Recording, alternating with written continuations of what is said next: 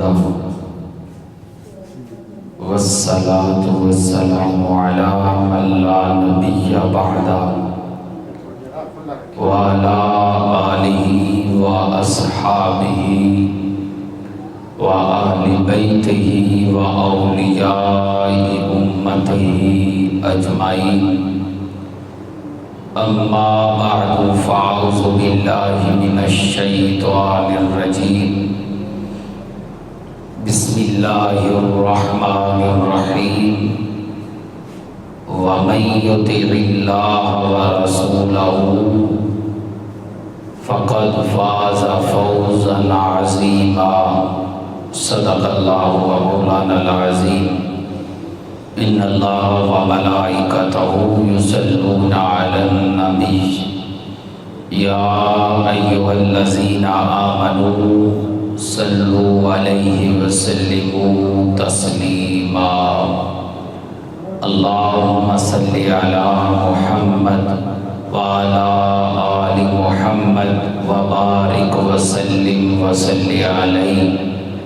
अस्सलातु वस्सलामु अलैका या खैर खल्किल्लाह व अला आलिका व अस्हाबिका या जद्दिल हसन वल हुसैन। बाद ज़ंदो सलात जुमातुल मुबारक का अज़मतों रिफ़तों वाला दिन जारी व सारी है। हम सब अल्लाह के घर के अंदर नमाज जुमा के लिए हाज़िर हैं।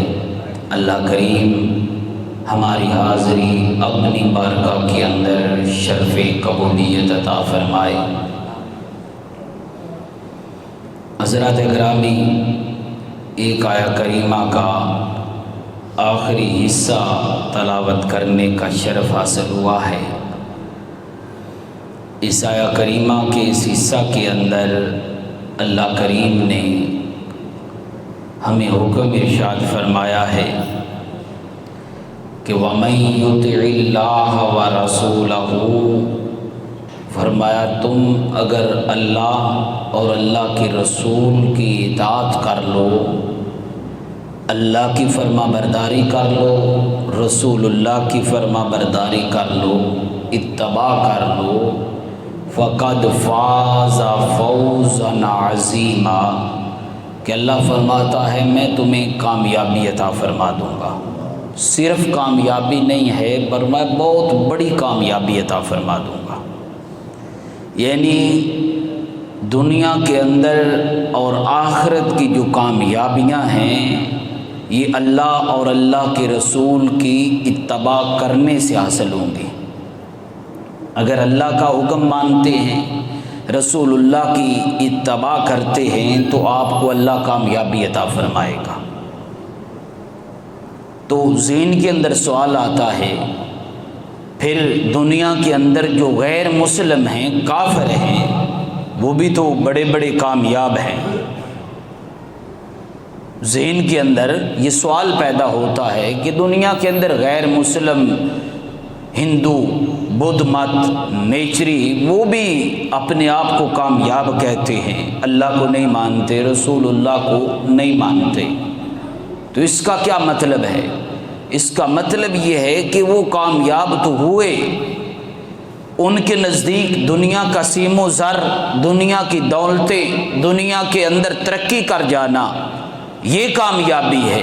हमारे नज़दीक ये कामयाबी नहीं है। हमारे नज़दीक ये कामयाबी है कि बंदा दुनिया के अंदर भी रहे, उसे सुकून मिले, और आखिरत में जब दुनिया से जाए, आँख इधर बंद हो तो सामने चेहरा मुस्तफ़ा हो, बंदा जाए और सीधा जन्नत में चला जाए।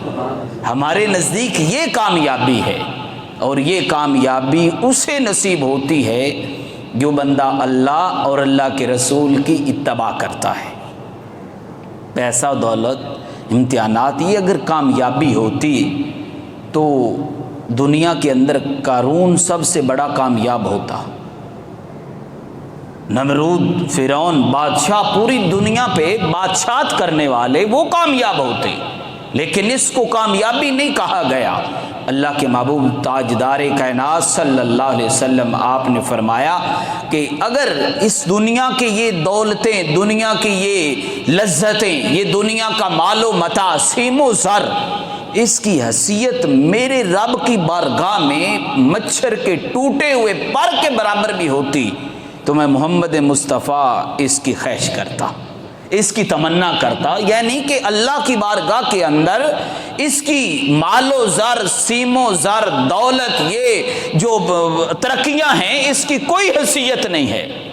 حیثیت اس کی ہے جو اللہ اور اللہ کی فرما برداری کرتا ہے، اللہ کے رسول کی فرما برداری کرتا ہے، اتباع خدا اور اتباع مصطفیٰ کرتا ہے، وہ بندہ کامیاب ہے۔ حضرات گرامی، آج ہمارا المیہ یہ ہے کہ ہم نے اتباع خدا بھی چھوڑ دی اور اتباع مصطفیٰ بھی ترک کر دی۔ ہر طرف پریشانیاں ہیں۔ اللہ رب العالمین نے قرآن مجید میں ایک اور مقام پہ ارشاد فرمایا، قل ان کنتم تحبون اللہ فاتبعونی یحببکم اللہ۔ فرمایا کہ میرے مصطفیٰ اپنی امت کو ارشاد فرما دے، میرا یہ پیغام ان کے کانوں کے اندر پہنچا دے۔ باری تعالیٰ کیا حکم ہے؟ فرمایا ان کنتم تحبون اللہ، اگر یہ چاہتے ہیں محبوب کہ اللہ ان سے محبت کرے، ان کنتم تحبون اللہ، اللہ انہیں اپنا محبوب بنائے، اللہ ان سے پیار کرے۔ ہر کوئی مسلمان جو کلمہ گو ہے وہ چاہتا ہے کہ میں اللہ مجھ پہ راضی ہو جائے، اللہ کی مجھے محبت نصیب ہو جائے۔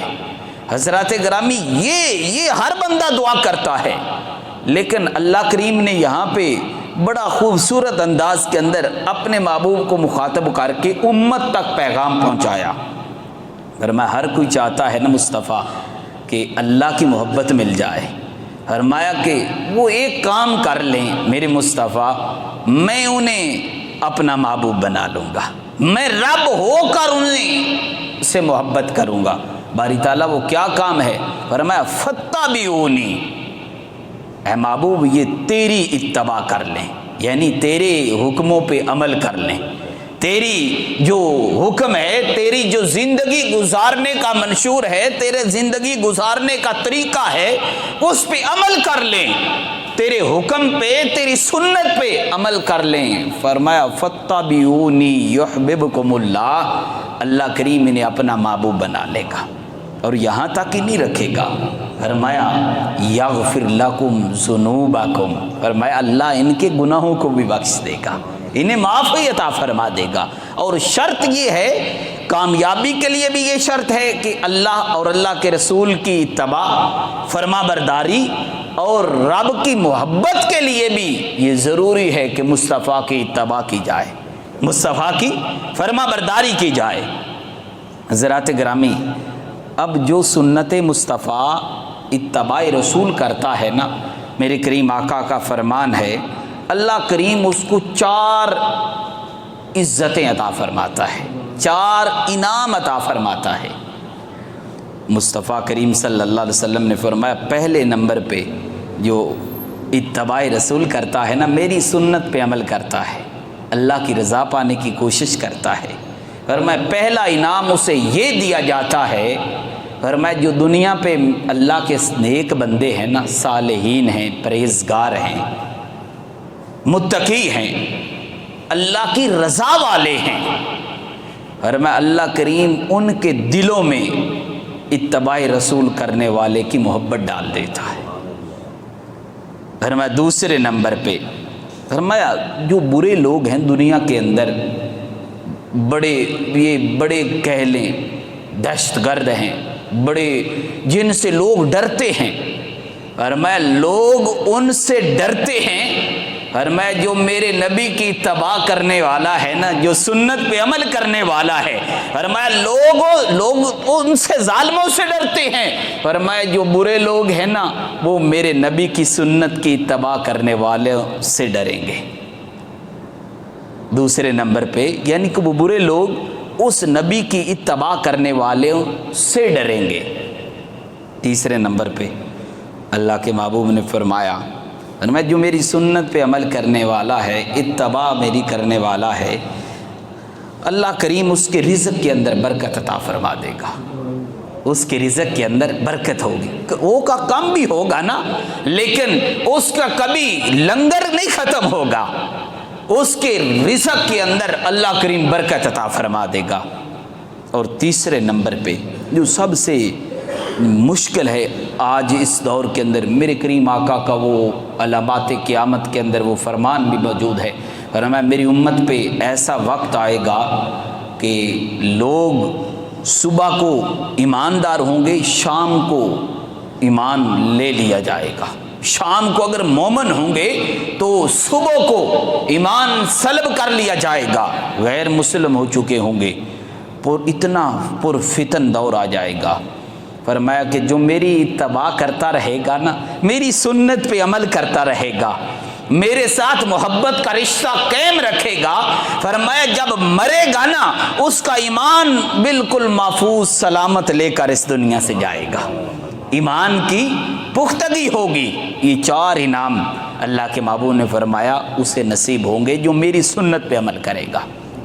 हज़रात गिरामी, पुरफितन दौर के अंदर जिस वक़्त हर तरफ इस्लाम परदेसी हो चुका होगा, इस्लाम बेवतन हो चुका होगा, इस्लाम मेरे करीम आका सल्लल्लाहु अलैहि वसल्लम आप फरमाते हैं मेरा इस्लाम ऐसे दौर से भी गुजरेगा, फरमाया कि हर तरफ कुफर होगा, फरमाया मेरे उम्मती के दरवाजे पे इस्लाम आकर दस्तक देगा और अंदर से इंडिया के गानों की आवाज़ आ रही होगी, गाने बजाने जब ये इस्लाम देखेगा तो वापस मुड़ आएगा, आगे दूसरे दरवाजे पे दस्तक देगा, अंदर से सूद की बू आ रही होगी, फरमाया मेरा इस्लाम उस दरवाजे से भी मुड़ आएगा, आगे दूसरे दरवाजे पे दस्तक देगा, आगे हराम शराब की बू आ रही होगी, आगे जाएगा कहीं पे कोई गुनाह की बू आ रही होगी। फरमाया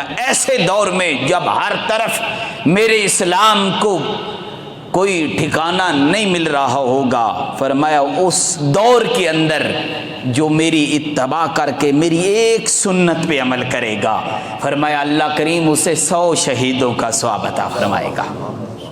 और एक शहीद का क्या सवाब है, एक शहीद को कितना सवाब दिया जाता है।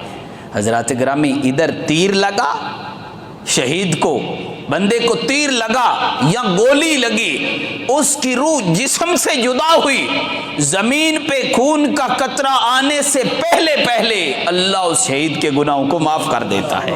ये एक शहीद की मकाम है, एक शहीद की असमत है। तो मेरे महबूब ने फरमाया जो मेरे एक सुन्नत पे अमल करेगा मेरा रब उसे 100 शहीदों का सवाब अता करेगा। हज़रात गिरामी, आज देख लें क्या दौर है, कोई दीनदार है भी ना उसका मजाक उड़ाया जाता है। दाढ़ी है ना मेरे महबूब की, ये वो सुन्नत है अल्लाह ने 1,24,000 नबी माबूस किए, हर नबी की दाढ़ी और महबूब दाढ़ी। आज लोग इसका मजाक उड़ाते हैं। वो एक दोस्त थे, वो सुना रहे थे कि मेरे भाई, हमारा छोटा भाई था, उसकी दाढ़ी थी, शादी के अयाम करीब आए तो कुछ लोगों का इसरार था नाउज़ुबिल्लाह कि दाढ़ी कतरवाएं, इन्हें कहें कि दाढ़ी या मंडवा दे या ये छोटी करवा ले। हज़रात गिरामी, वो अल्लाह का बंदा था, दाढ़ी मोहब्बत से उसने रखी हुई थी। उसको जब ये कहा गया ना कि आपकी शादी करनी है कि दाढ़ी कटवा दें, हज़रात गिरामी वो अड़ गया। उसने कहा क्यों कटवाऊँ? बोले शादी। भाइयों ने कहा कि लोग आपको बड़ा समझते हैं, छोटा था लेकिन लोग उसे बड़ा समझते थे दाढ़ी की वजह से। हज़रत गिरामी जब ये उस कहा गया ना तो उसने कहा लोगों मेरे नबी की ये सुन्नत का कमाल है, मैं छोटा हूँ, इस दाढ़ी के बरकत से मैं भाइयों से बड़ा लगता हूँ। ये दाढ़ी का कमाल है, सुन्नत पे अमल का कमाल है। और मेरे साथ भी ये मामला होता है, मैं छोटा हूँ میرا بھائی بڑا بھی ہے لیکن لوگ مجھے بڑا سمجھتے ہیں۔ یہ برکت ہے اتباع رسول کی، یہ برکت ہے داڑھی کی۔ اور آپ دیکھیں داڑھی والا نوجوان بھی ہو نا، بڑا بندہ بیٹھا ہو سیٹ پہ تو کہتے ہیں آپ داڑھی آپ نے رکھی آپ بیٹھ جائیں، وہ بڑا کھڑا ہو جاتا ہے، چھوٹے کو بٹھا دیا جاتا ہے۔ یہ برکت ہے میرے رسول کی سنت کی۔ حضرات گرامی، اس کا مذاق اڑاتے ہیں لوگ۔ وہ کوئی شخص تھا، سائیکل پہ ہوگا یا موٹر سائیکل پہ ہوگا، چلتے چلتے سپیڈ تھی، آگے بریک نہ لگی تو کسی بندے سے ٹکر ہو گئی۔ تو اس بندے نے پتہ کیا کہا؟ اس نے کہا تمہیں شرم نہیں آتی؟ داڑھی تیرے منہ پہ ہے۔ اس نے کہا بھائی میرے منہ پہ داڑھی ہے، کوئی داڑھی بریک تو نہیں ہے، بریک تو نہیں ہے داڑھی، میں نے رسول اللہ کی سنت رکھی ہے۔ آج اس کا بھی مذاق اڑایا جا رہا ہے۔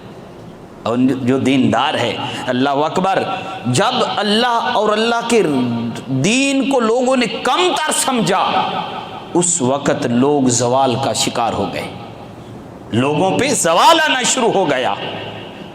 اللہ اکبر، میرے کریم آقا کا فرمان سن لیجئے۔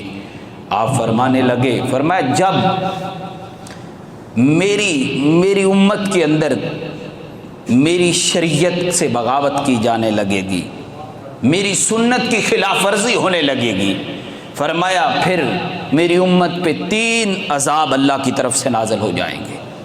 پوچھا گیا یا رسول اللہ کون سے؟ فرمایا پہلے نمبر پہ ان پہ ظالم حکمران مسلط کر دیے جائیں گے، ظالم حکمران مسلط کر دیے جائیں گے۔ حضرات گرامی، جب حضرت فاروق اعظم کا دور ختم ہوا نا، بعد کے اندر لوگوں کے اعمال بدلے۔ حجاج بن یوسف بہت بڑا ظالم، تاریخ پڑھے، اتنا بڑا شاید کسی تاریخ کے اندر ظالم ہوا ہو کہ جس نے لاکھوں کے اندر لوگوں کا قتل کروایا، بے دردی سے جدھر جاتا خون کی ندیاں بہہ جاتی۔ ایک دن کسی نے کہا اے حجاج تو اتنا ظالم ہے۔ اس نے وہ دور فاروق اعظم دیکھا ہوا تھا، حضرت سیدنا فاروق اعظم کے دور کے اندر جو عدل کو، جو بہار تھی عدل کی اور انصاف کا جو اعلیٰ معیار نافذ تھا، اس نے اس بہار کو دیکھا ہوا تھا۔ اس نے حجاج بن یوسف کو کہا کہ حجاج تو سیدنا فاروق اعظم جیسا عادل کیوں نہیں بن جاتا؟ تو حضرات گرامی، حجاج نے جواب دیا تھا کہ تم ابو ذر غفاری جیسے متقی بن جاؤ، میں عمر جیسا حکمران بن جاتا ہوں۔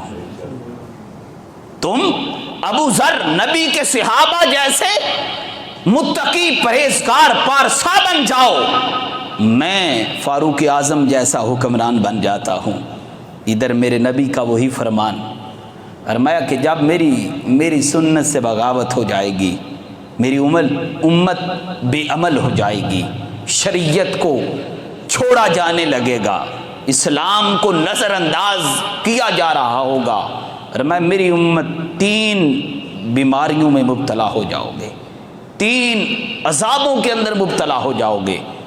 پہلے نمبر پہ ظالم حکمران نافذ ہو جائیں گے، دوسرے نمبر پہ فرمایا رزق سے برکت اٹھا لی جائے گی، رزق سے برکت اٹھ جائے گی۔ بزرگ بیٹھے ہیں، آج سے 30 40 50 سال پہلے چلے جائے نا، پوچھ لیں بزرگوں سے، کمانے والے کم ہوتے تھے، آمدنی کم ہوتی تھی، گندم کی پیداوار کم ہوتی تھی، لیکن لوگوں کا گزارا بڑا اچھا ہوتا تھا، کسی سے ادھار لینی گندم نہیں پڑتی تھی۔ لیکن آج زمین زیادہ گندم اگل رہی ہے، زیادہ غلہ انسانوں کے گھر پہنچ رہا ہے، لیکن وہ برکت نہیں رہی، سال نہیں پورا ہوتا کسی سے ادھاری گندم لے کر گزارا ہوتا ہے۔ میرے کریم نے فرمایا رزق سے برکت اٹھ جائے گی۔ تیسرے نمبر پہ رسول اللہ فرمانے لگے پھر لوگوں کا جو ایمان ہے نا وہ محفوظ نہیں رہے گا، جو آخری وقت ہے نا، خاتمہ بالخیر، خاتمہ بالایمان ہونے کا جو معاملہ ہے وہ بھی کم ہو جائے گا۔ حضرات گرامی، آج کیا ہو گیا؟ ہم نے کیوں معاملات پیش ہوئے؟ کیا وجہ کیا بنی؟ اللہ نے فرمایا وَمَن يُطِعِ اللَّهَ وَرَسُولَهُ فَقَدْ فَازَ فَوْزًا عَظِيمًا، فرمایا کہ میرے رسول کی اور میری اتباع کرو، تمہیں کامیابی، بڑی کامیابی عطا فرمائیں گے۔ اتباع رسول ہوگی تو ہمیں ہر طرف ہم سرخرو ہو جائیں گے۔ ہم کہاں تک اتباع رسول کر رہے ہیں؟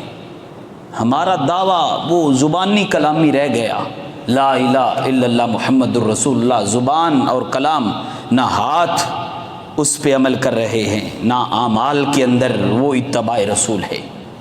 وہ اقبال نے بھی تڑپ کے کہا تھا، زبان کہہ بھی دیا لا الہ تو کیا حاصل، دل و نگاہ مسلمان نہیں تو کچھ نہیں۔ میرے بھائی، زبان لا الہ الا اللہ محمد رسول اللہ کہہ رہی ہے، لیکن اعمال ہمارے اس کے تقاضے نہیں پورے کر رہے۔ نبی کی اتباع ہمارے، دیکھ لیں کتنے اعمال ایسے ہیں ہماری زندگی کے اندر جو غیر شرعی ہے، ہم کر رہے ہیں۔ ادھر تقاضا اسلام تو یہ کرتا ہے کہ ہر معاملے کے اندر تیری نگاہ دنیا کا کام کرنے لگے، دینی معاملات ہوں، گھریلو معاملات ہوں، ملکی معاملات ہوں، جیسے بھی معاملات ہیں، جب بھی کوئی واقعہ سامنے آئے پہلے دیکھ میرا رسول کیا حکم دیتا ہے، میرے رب کا کیا حکم ہے۔ ادھر سامنے برادری آئی، خاندان آیا، ملک آیا، گھر کا معاملہ ہے، سارے معاملات سامنے آ گئے، ادھر شریعت نے حکم اور دیا، فرمایا سب چھوڑ شریعت پہ عمل کر۔ ہم شریعت کو نہیں نظر میں رکھتے، اپنی برادری، اپنے معاملات کو نظر میں رکھتے ہیں۔ ایک دو مثالیں عرض کر دوں۔ ہمارے اندر یہ جو مالواں نیا ہے، اس کا تو مجھے بعد کے اندر، یہ چند دن پہلے پتہ چلا۔ مجھے بتاؤ، مالواں نیا شریعت کہتی ہے؟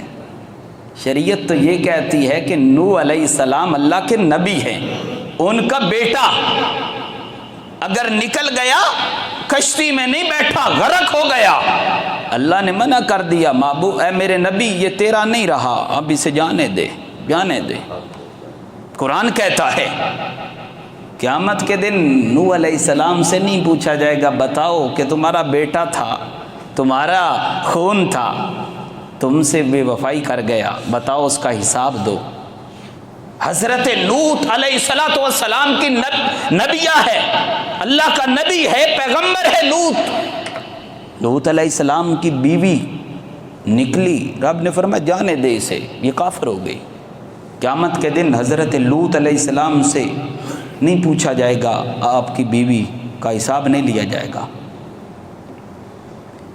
شریعت کے اندر کوئی بتائے، چوری جو کرتا ہے، چور ہے ایک، اس نے چوری کی، اب کہا جائے نہیں اس کو بچا لیتے ہیں، چلو اس کے بھائی کا ہاتھ کاٹ دیتے ہیں، نہ، شریعت کہتی ہے ان النفس بالنفس والعین بالعین والاذن بالاذن والسن بالسن والجروح قصاص۔ قرآن پڑھیں، فرمایا جس نے چوری کی اب ہاتھ بھی اس کا کٹے گا۔ اگر کسی نے کسی کا کان کاٹا، کان کے بدلے کان، ہاتھ کے بدلے ہاتھ، دانت کے بدلے دانت، قتل کے بدلے قتل، قصاص ہے۔ باپ کرے چوری، بیٹے کو تختے پہ لٹا دیا جاتا ہے، نہیں، جو چوری کرے گا سزا اسے ہی ملے گی۔ اب مالواں جو نیا ہے، ایک چور ہے بندہ، آپ کو شک ہو گیا، آپ نے تسلی، قسم کا ہے قرآن شریعت کے اندر قسم لی جائے، لیکن قسم مجرم سے نہیں لیتے ہم کہتے ہیں ہمیں نہیں اس پہ یقین۔ اور تو مجرم پہ نہ یقین کر، تو فیصل بنا اپنے رب کو، تو جس قرآن کا قسم لے رہا ہے، جس رسول کی قسم لے رہا ہے، جس رب کی قسم لے رہا ہے، اس کے حوالے کر۔ ہم کہتے ہیں ہمیں نہیں اس پہ اعتبار، اس کی قسم کی، اس کا فلاں قبیلے کا جو بندہ ہے نا وہ قسم دے اس کی، دیکھ لیں شریعت کا، ادھر کہتے ہیں کہ جو چور ہے اس سے معاملہ کیا جائے، اس سے سارے معاملات ہوں جس پہ شک ہے آپ کو۔ ہم کہتے ہیں ہمیں اس کا نہیں اعتبار، ہمیں اس کا دادا قسم اس کی دے، اس کا نانا دے، وہ مجرم بھائی تیرا وہ ہے۔ کیا شریعت کے خلاف نہیں ہے؟ پھر آگے چلیے، شریعت کیا تقاضا کرتی ہے؟ وَمَن يُطِعِ اللَّهَ وَرَسُولَهُ فَقَدْ فَازَ فَوْزًا عَظِيمًا۔ فرمایا کہ میرے رسول کی اتباع کرو۔ اتباع رسول کیا ہے؟ ادھر حضرت عبداللہ ابن عمر، ہم اعمال کے اندر میرا رسول سے بڑا کوئی نمازی نہیں تھا، ہم کتنے بڑے نمازی ہیں۔ میرے رسول سے بڑا کوئی صادق نہیں تھا، ہم کتنے بڑے صادق ہیں۔ میرے رسول سے بڑا کوئی امانت دار نہیں تھا، ہم کتنے بڑے امانت دار ہیں۔ میرا رسول سودی نظام کے خلاف جہاد کرتا رہا اور وعیدیں سناتا رہا، اور اتنی بڑی وعید سنائی میرے رسول نے۔ فرمایا جو بندہ فرمایا سودی کاروبار کرتا ہے، سودی معاملات کرتا ہے، سود لیتا دیتا ہے، فرمایا وہ اتنا بڑا مجرم ہے۔ نمازی بے نمازی کے بارے میں بڑی وعیدیں ہیں، جہنمی ہوگا، یہ ہوگا، وہ اس کی سزا ہوگی۔ لیکن سود، میں نے جب یہ سنا نا، میں پڑھا، میرے رونٹے کھڑے ہو گئے۔ میرے رسول نے کتنی بڑی وعید سودی کو سنائی، جو سودی کاروبار کرتا ہے، سود لیتا دیتا ہے، کتنی بڑی وعید ہے۔ فرمایا ایک بندہ ماں سے 40 مرتبہ زنا کرے، ماں، فرمایا اس سے بھی بڑا گناہ ہے سود لینا دینا، کتنی بڑی وعید ہے۔ ہم نہیں کرتے، میرے رسول کی اتباع کہاں کر رہے ہیں؟ میں نے پہلے کہہ دیا، زبانیں کہہ بھی دیا لا الہ تو کیا حاصل، دل و نگاہ مسلمان نہیں تو کچھ نہیں۔ زبان نہیں، اعمال تقاضا کرتی ہے شریعت تیرے بدلے، تیری سیرت بدلے، تیرا کردار کریکٹر بدلے۔ صحابہ کس طرح گجھے ہوئے تھے اتباع رسول کے اندر۔ حضرت عبداللہ ابن عمر رضی اللہ تعالیٰ عنہما، آپ جب مدینہ سے مکہ آتے یا مکہ سے مدینہ تشریف لے جاتے، ساتھی ہوتے ساتھ، راستے کے اندر نا ایک درخت تھا، وہاں پہ رکتے، کلولہ کرتے۔ ایک دن ساتھیوں نے پوچھا، اے عبداللہ ابن عمر، ہر بار آتے ہو، مکہ سے مدینہ آؤ یا مدینہ سے مکہ تشریف لے جاؤ، اس درخت میں کے نیچے ہر بار رکتے ہو، وجہ کیا ہے؟ آپ نے کہا اور کوئی بھی وجہ نہیں، میرے مصطفیٰ اس درخت کے نیچے بیٹھا کرتے تھے، میرے رسول اس درخت کے نیچے بیٹھ کر کلولہ کرتے، میں یہ سنت سمجھ کے کرتا ہوں۔ ایک دن آپ گھر سے نکلے نا، کعبہ شریف کا سارا احاطہ، سارا سین کعبہ، وہ حدود حرم، ساری برکتوں والی، عزتوں والی، اللہ کا گھر سارے کا سارا برکتوں والا۔ گھر سے نکلتے سیدھا بلال حبشی کے گھر آتے، آ کر انہیں ساتھ لیتے، لے کر حرم سین کعبہ میں تشریف لے جاتے۔ عبداللہ ابن عمر کہتے، اے بلال، تو نے مصطفیٰ کا قرب زیادہ پایا ہے، مصطفیٰ کا قرب تو نے زیادہ حاصل کیا، میرے رسول کی جلوت و خلوت کو جاننے والا، اے بلال بتا جس مقام پہ مصطفیٰ سجدہ کرتے تھے مجھے بتا، میں اسی مقام پہ سجدہ کروں گا۔ اتباع رسول یہ تھی۔ ایک مرتبہ حضرت انس بن مالک، کھانا لایا گیا، شوربہ بنا ہے، اس کے اندر کدو کے ڈکرے ہیں، ٹکڑے ہیں، آپ چن چن کر نا کدو کے ٹکڑے کھا رہے ہیں۔ کسی نے پوچھا کہ انس بن مالک یہ کیا انداز، آپ سالن کے اندر ہاتھ ڈال کے کدو کے ٹکڑے کھا رہے ہو؟ آپ نے کہا یہ میرا طریقہ نہیں ہے، میں تو مصطفیٰ کی اتباع کر رہا ہوں، میں نے دیکھا تھا میرے نبی اسی طرح سالن سے کدو کے ٹکڑے اٹھا کر کھا رہے تھے۔ یہ اتباع رسول اعمال کے اندر، میرے رسول کے طریقے کے اندر۔ ایک مرتبہ حضرت محسرہ کہتے ہیں کہ حضرت علی المرتضیٰ شیر خدا رضی اللہ تعالیٰ عنہ کے سامنے سواری حاضر کی گئی، آپ بیٹھے، الحمدللہ اوپر بیٹھ کے سبحان اللہ زی سخر لنا جو دعا ہے سفر کی پڑھ کے آپ نے پھر دعا مانگی، الحمدللہ کہا، اللہ اکبر پڑھا، پڑھ کے آپ نے دعا پڑھی، اس کا ترجمہ یہ ہے کہ اللہ میں اپنی جان پہ زیادتی کی ہے، باری تعالیٰ مجھے بخش دے، اپنی بخشش کی دعا مانگی مولا مرتضیٰ نے، اور ساتھ مسکرا دیا۔ مسکرائے نا تو صحابہ نے پوچھا اے مولا مرتضیٰ مسکرانے، پہلے تو دعا سمجھ آ گئی، مسکرانا سمجھ نہیں آیا، کیوں مسکرائے؟ آپ نے فرمایا یہ میرا طریقہ نہیں، میرے مصطفیٰ کا طریقہ تھا، اور جب مصطفیٰ مسکرائے میں نے بھی سوال کیا تھا، اب میرے مسکرانے پہ تم نے سوال کیا تو میں نے بتا دیا کہ یہ میرے مصطفیٰ کا طریقہ ہے، میں تو اتباع رسول میں یہ کر رہا ہوں۔ پوچھا میں نے بھی عرض کیا تھا رسول اللہ سے، یا رسول اللہ آپ کیوں مسکرائے؟ تو میرے کریم آقا نے فرمایا کہ جب اے علی، جب بندہ اللہ کی بارگاہ میں معافی مانگتا ہے نا اپنے گناہوں کی، تو رب بڑا خوش ہوتا ہے، اللہ بڑا خوش ہوتا ہے۔ فرمایا اللہ کریم فرماتا ہے کہ میرا بندہ اب اس کو یہی ہے کہ میرے سوا کوئی اس کی بخشش نہیں کرے گا، اللہ خوش ہوتا ہے۔ تو حضرات گرامی، میرے رسول کے صحابہ اتباع رسول کے اندر کامل، آج ہمیں اتباع رسول کی ضرورت ہے۔ اب حضرت عبداللہ ابن عباس کہتے ہیں، آپ فرمانے لگے زمینی اور آسمانی آفتیں ایک ہی وجہ ہے کہ ہم نے اللہ رسول کی اطاعت کو ترک کر دیا، اطاعت الہی اطاعت رسول کو ترک کر دیا، ہم پہ زمینی آفتیں آسمانی آفتیں۔ بتاؤ کہیں سکون ہے؟ بندہ سارا دن کا تھکا ہوا گھر جاتا ہے نا، گھر پہنچتا ہے دروازے پہ آواز آ جاتی ہے گھر کے اندر ساس بہو لڑائی ہو رہی ہے، گھر جائے اگر بیوی کو کہے کچھ گھر اجڑتا ہے، ماں کو کچھ کہے تو دونوں جہاں اجڑ جاتے ہیں۔ کیا کرے انسان؟ یہ کیوں یہ معاملات ہے؟ برکتیں اٹھ گئی، ہمارے اوپر ظالم حکمران آ گئے، ہمارے اندر بھائی بھائی کا گلا کاٹ رہا ہے۔ یہ پہلے بھی تو دور گزرے تھے، نہیں تھا، اب کیوں ہے؟ ایک ہی وجہ ہے، ہم تارک ہیں اتباع رسول کے، ہم تارک ہیں اتباع خدا بندے قدوس کے۔ حضرات گرامی، جب اس میں کامل ہوں گے تو رب نے تو وعدہ کر دیا وَمَن يُطِعِ اللَّهَ وَرَسُولَهُ فَقَدْ فَازَ فَوْزًا عَظِيمًا۔ فرمایا اے میرے بندو میری اطاعت اور میرے مصطفیٰ کی اطاعت کے اندر کامل ہو جاؤ۔ فرمایا تمہاری جیب میں کچھ بھی نہ ہوا، فرمایا تمہیں بہت بڑی کامیابی عطا فرما دوں گا۔ حضرات گرامی، کامیابی کی علامتیں کیا ہوتی ہیں؟ آخری بات کر کے گفتگو ختم کر رہا ہوں۔ کامیابی کی علامت یہ ہوتی ہے کہ بندہ جب دنیا سے جا رہا ہوتا ہے، ہر اپنا نہیں غیروں کی آنکھوں میں آنسو ہوتے ہیں، اس کے جنازے بول کر کہہ رہے ہوتے ہیں کہ اس کی زندگی کا لمحہ لمحہ اتباع مصطفیٰ میں گزرا ہے۔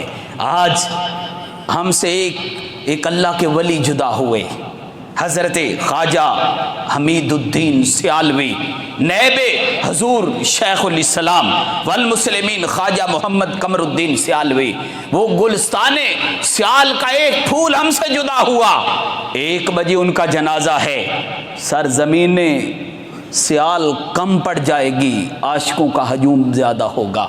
یہ کیا تھا؟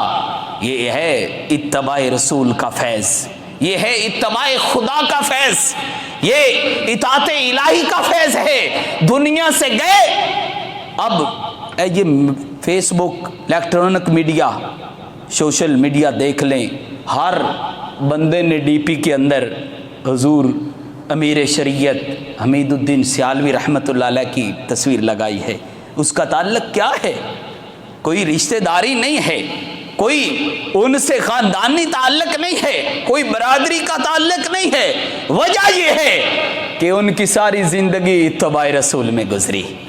تو اللہ نے عزت یہ دی، میں نے پہلے حدیث کا حوالہ دے دیا، فرمایا کہ جب اتباع رسول کرنے والا دنیا سے جاتا ہے نا، اللہ کریم اسے عزتوں سے نوازتا ہے، نیک لوگوں کے دلوں میں ان کی محبت ڈال دی جاتی ہے۔ حضرات گرامی، اللہ کریم ہمیں کامل اتباع رسول عطا فرمائے، آمین۔ وما علینا الا البلاغ المبین۔